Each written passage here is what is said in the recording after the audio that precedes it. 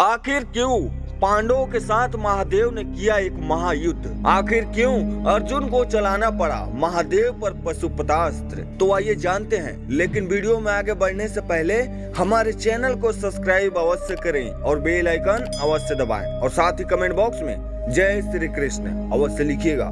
महादेव एकमात्र ऐसे पात्र थे जो महाभारत में कौरव और पांडव दोनों की ओर से युद्ध लड़े थे। जी हाँ, पांडव धर्म के पक्ष में थे, इसलिए महादेव ने पांडवों की सहायता की। लेकिन आखिर क्यों महादेव को पांडवों के विरुद्ध युद्ध लड़ना पड़ा? दरअसल महाभारत युद्ध के दौरान अर्जुन वेद व्यास जी से कहते हैं, महर्षि कुरुक्षेत्र के 15वें दिन मैंने एक अद्भुत घटना को होते हुए देखा।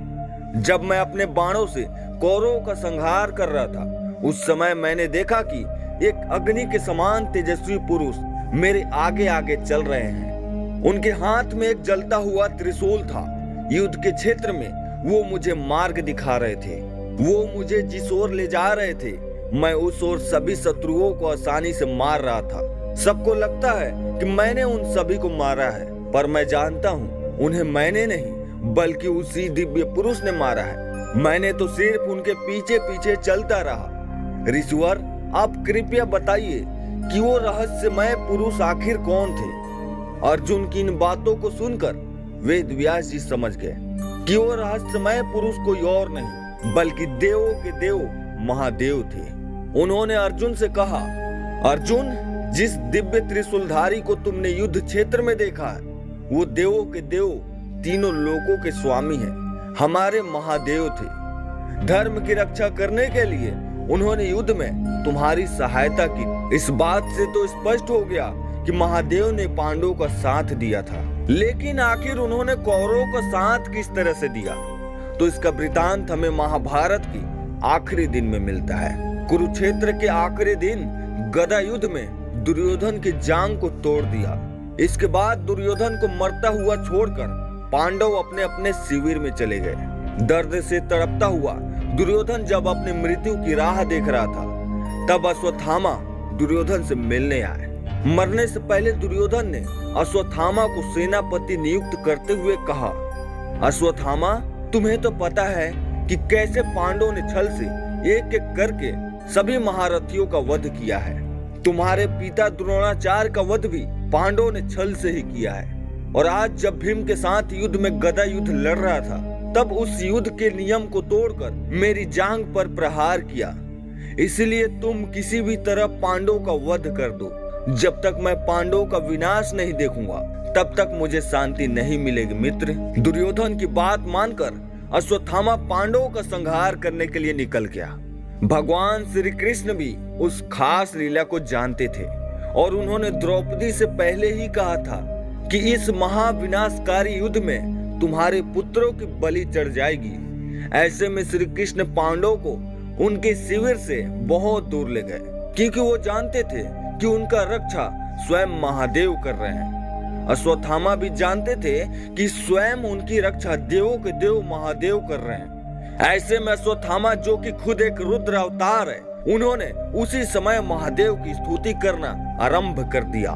बड़े से बड़े तेजस्वी ज्ञानी महायोद्धा, जिन्हें कई अधिक वर्ष लग जाते हैं महादेव को प्रसन्न करने में, मात्र अश्वत्थामा ने महादेव को कुछ ही क्षण में प्रसन्न कर लिया और उनसे प्राप्त हुई चंद्रहास तलवार, ये वही तलवार थी जो स्वयं रावण के पास भी थी। फिर क्या था, सभी शिविरों के बाहर द्रोणाचार्य और कृतवर्मा खड़े रहे और उनके सभी सैनिकों का वध करते रहे। वहीं अश्वत्थामा पांडवों के शिविर में घुस गया।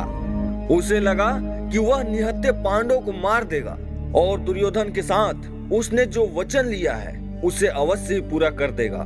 लेकिन उससे एक बहुत बड़ी भूल हो गई। उसने पांडवों का नहीं अपितु उनके 5 पुत्रों का वध कर दिया।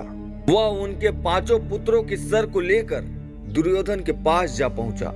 इसके आगे का वृतांत तो आप सभी जानते ही हैं, जहां किस तरह से पांडवों ने अश्वत्थामा से युद्ध आरंभ किया, जहां अर्जुन और अश्वत्थामा के बीच महाद्वंद होने लगा और अश्वत्थामा ने किस तरह से ब्रह्मास्त्र का आह्वान किया।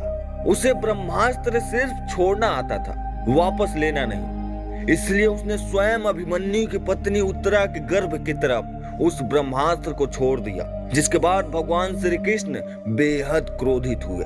उन्होंने अपने सुदर्शन चक्र की सहायता से उसकी मणि को ले लिया, साथ ही उसे श्राप भी दिया कि वह युगों युगों तक इस पृथ्वी पर जंगल में भटकता रहेगा और अगर वह खुद के प्राण भी त्यागना चाहेगा तो भी नहीं त्याग पाएगा। लेकिन इस घटना के बाद शुरू हुआ असली महायुद्ध, जहां पर पांडवों को स्वयं लगा कि उनके रक्षा तो स्वयं महादेव कर रहे थे। अश्वत्थामा को आखिर कैसे चंद्रहास तलवार प्राप्त हुई, तब वो समझ गए कि ये किसी और का नहीं बल्कि देवों के देव महादेव का ही कार्य है। इसके बाद सभी पांडव अपनी मर्यादा भूलकर महादेव से युद्ध करने के लिए चले गए।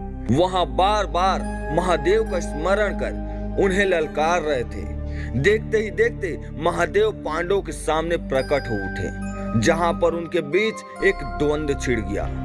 युधिष्ठिर, भीम, नकुल और सहदेव सभी ने अपना अस्त्र शस्त्र महादेव पर चलाए, लेकिन वो पल भर में ही महादेव के अंदर समा गए। सामने बचा सिर्फ और सिर्फ अर्जुन, जहां अर्जुन ने कई सारे दिव्यास्त्रों का आह्वान किया और कई सारे दिव्यास्त्रों स्वयं महादेव पर चलाए, लेकिन महादेव को कोई भी क्षति नहीं पहुंची, क्योंकि उन सभी के पास ऐसा कोई भी दिव्यास्त्र नहीं था जो स्वयं महादेव को घायल कर सके। अंततः अर्जुन ने स्वयं महादेव से ही प्राप्त विश्व का सबसे संहारक अस्त्र यानी पशुपतास्त्र महादेव की ओर चलाया। पशुपतास्त्र भी महादेव के सामने जाकर अपने आप में ही विलीन हो गया। महादेव अत्यधिक क्रोधित हो उठे। ऐसे में स्वयं भगवान श्री कृष्ण बीच में आकर दोनों के बीच सुलह करवाई। जहां पांडव को भी ये ज्ञात हुआ, उन्होंने स्वयं देवों के देव महादेव के साथ युद्ध करने की सोची थी। उन्हें बहुत ही आत्मग्लानि हुई। उन्होंने उनसे क्षमा मांगी और महादेव की शरण में आए। हम सब ये जानते हैं कि महादेव कभी भी शरण में आए हुए किसी भी योद्धा, वीर, जानवर हो या राक्षस, गंधर्व, किसी को भी नहीं लौटाते हैं। महादेव ने पांडवों से कहा, तुम श्री कृष्ण के बहुत प्रिय हो, इसलिए मैं तुम्हें क्षमा करता हूँ, पर मुझ पर आक्रमण कर तुमने जो पाप किए हैं उसका फल जरूर भोगना होगा। तुम्हें कलयुग के संधि काल से पहले ही जन्म लेना होगा। युधिष्ठिर स्वराज का पुत्र होकर जन्म लेगा और उसका नाम बलखानी होगा। वो शीश नगर का राजा बनेगा। भीम भीमनार के नाम से वनारस में राज करेगा। अर्जुन का नाम ब्रह्मानंद होगा। नकुल रतन बाड़ों का पुत्र होकर जन्म लेंगे और उसका नाम कनिक होगा। वहीं सहदेव देव सिंह के रूप में जन्म लेगा। यानी तुम सभी को मोक्ष की प्राप्ति अभी नहीं होगी, तुम्हें पुनः धरती पर जन्म लेना होगा। ऐसा कहकर महादेव अदृश्य हो गए। इसके बाद का वृतांत तो आप सभी जानते ही हैं कि अपने सगे संबंधियों की हत्या करना हो या कलयुग में फिर से जन्म लेना हो, इन सब के पाप से मुक्त होने के लिए पांडव दर दर की ठोकरें खाते रहे। वो महादेव को ढूंढते रहे, लेकिन महादेव ने फिर से उन्हें कभी दर्शन नहीं दिए और इसके बाद उन्हें दर्शन हुए तो वो भी केदारनाथ में। दोस्तों, आपका इस बारे में क्या कहना है, हमें कमेंट के माध्यम से जरूर बताइए। और इस वीडियो का पार्ट 2 चाहिए हो तो कमेंट में पार्ट 2 जरूर लिखिए। और वीडियो पसंद आई हो तो लाइक और शेयर करना मत भूलिएगा। हम आपको मिलते हैं अगली वीडियो में।